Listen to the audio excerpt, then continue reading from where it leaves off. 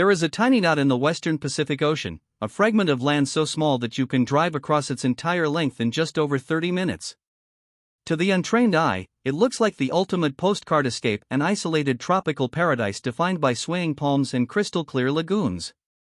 But this island hides a secret. It holds some of the heaviest history, most extreme nature, and deepest cultural resilience found anywhere on Earth. This is Saipan. It is the largest island of the Northern Mariana Islands, a commonwealth of the United States. It holds an official Guinness World Record for the most stable, unchanging temperature on the planet, a place of perpetual, eternal summer where the thermometer rests at a warm, steady baseline day in and day out. Yet, beneath this tranquil, sun-drenched exterior lies a landscape shaped by ancient indigenous spirits, fractured by the clashing of 5 distinct global empires, and scarred by a World War II battle that altered the modern world forever.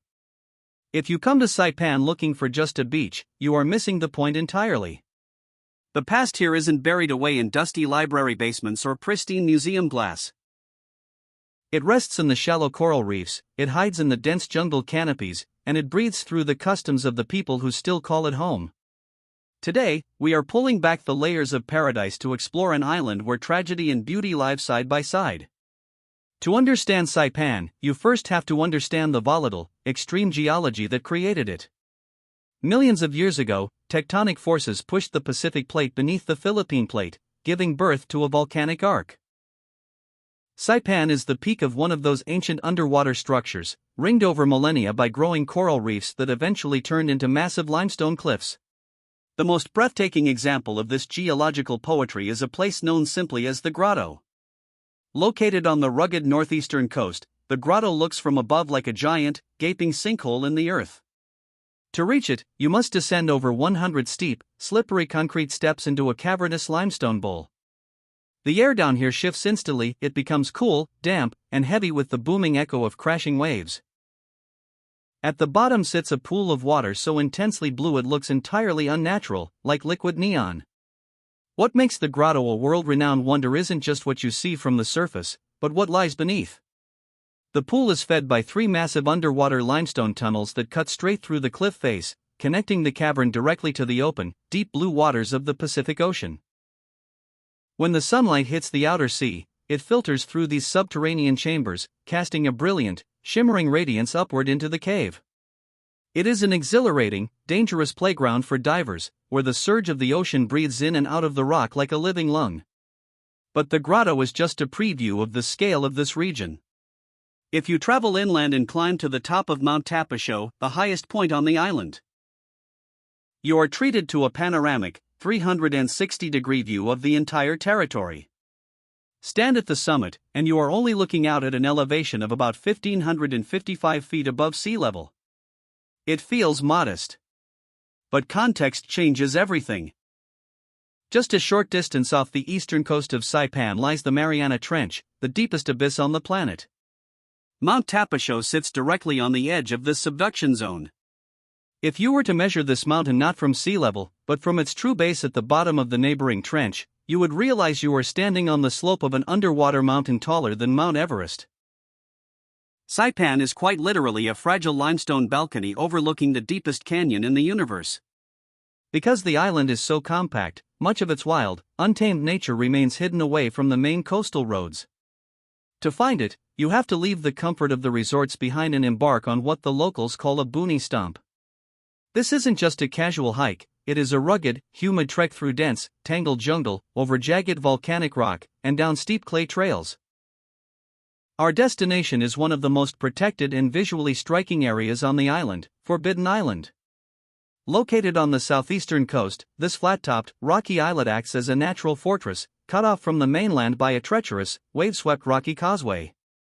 The trail down is grueling. The canopy overhead traps the tropical heat, and the air hums with life. You step carefully over exposed tree roots and sharp limestone edges, relying on guide ropes to lower yourself down the steepest declines. As you break through the tree line, the jungle gives way to a stark, primeval volcanic shoreline. The contrast is immediate and dramatic. On one side, the raw, unrestricted power of the Pacific Ocean slams violently into the outer cliffs, sending plumes of white spray dozens of feet into the air.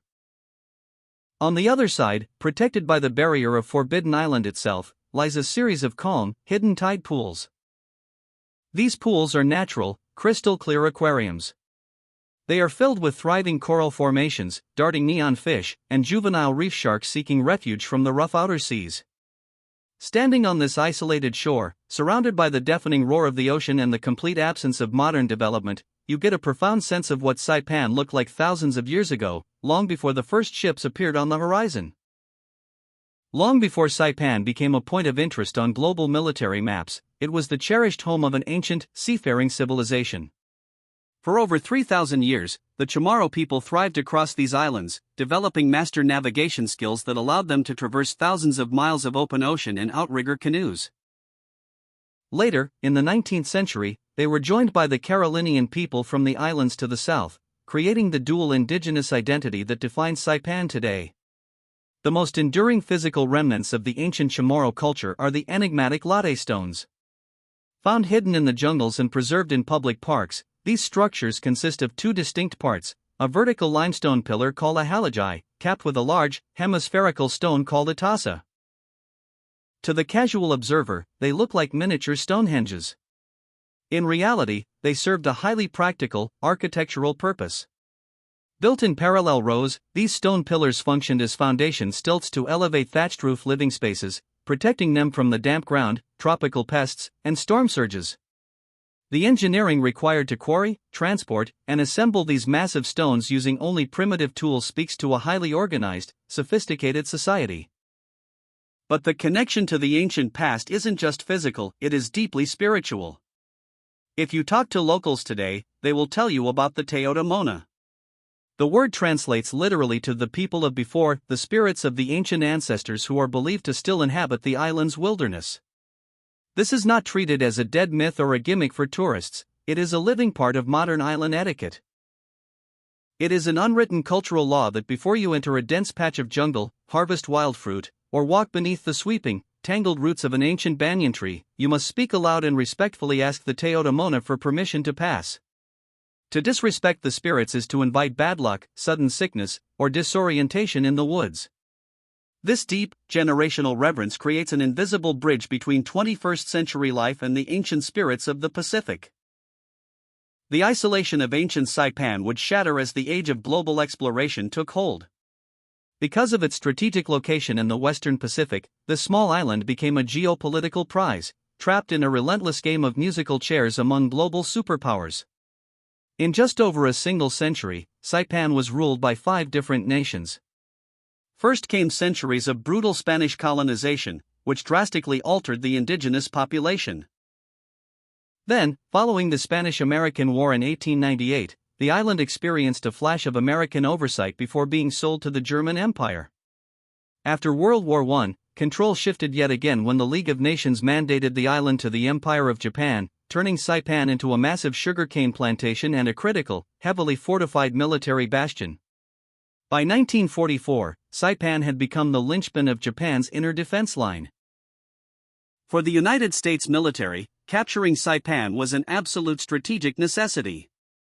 The island was large enough to hold airfields that would bring the new B-29 Superfortress bombers within striking distance of Tokyo. On June 15, 1944, the storm broke. The Battle of Saipan began with a massive American amphibious assault on the western beaches.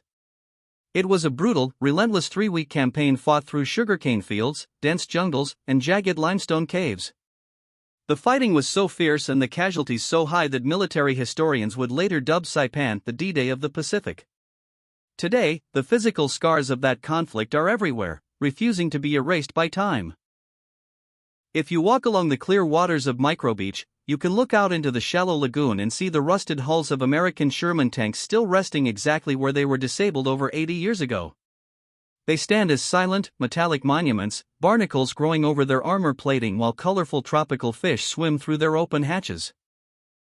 Inland, tucked directly underneath a massive, overhanging limestone cliff at the northern end of the island, lies the last Japanese command post.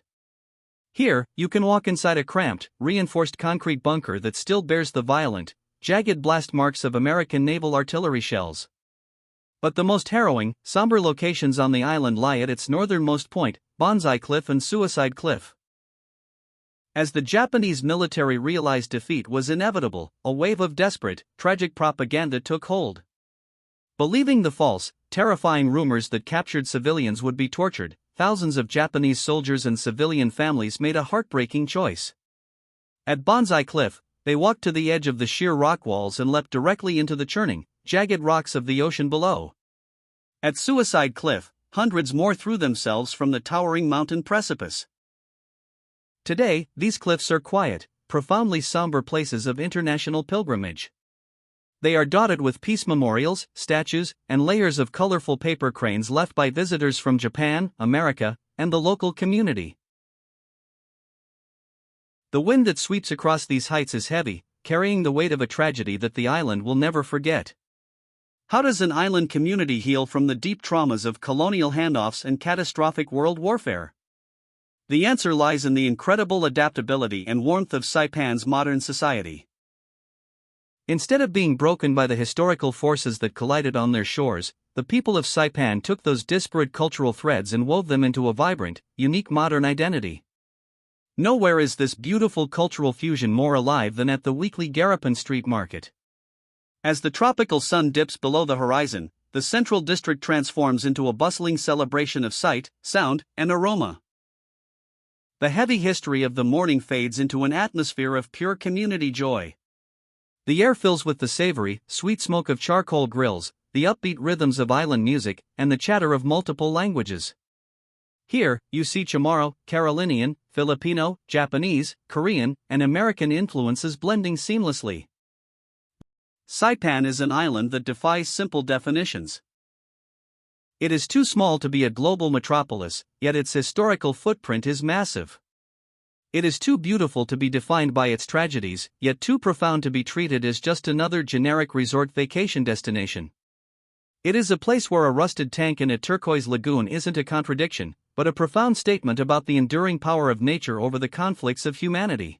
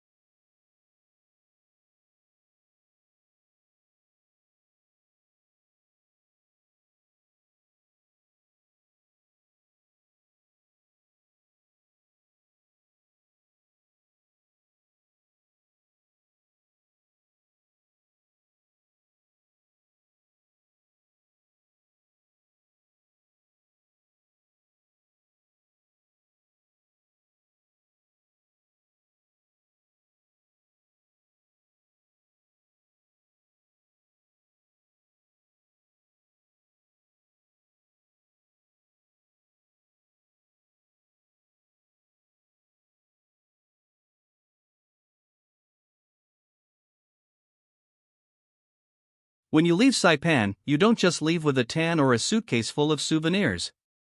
You leave with a shifted perspective. You carry away the quiet strength of the ancient Chamorro and Carolinian people, the solemn peace of the northern cliffs, and the memory of an island that has survived the worst of the world, only to offer the very best of itself to anyone who visits. Saipan is a reminder that true paradise isn't found by escaping history.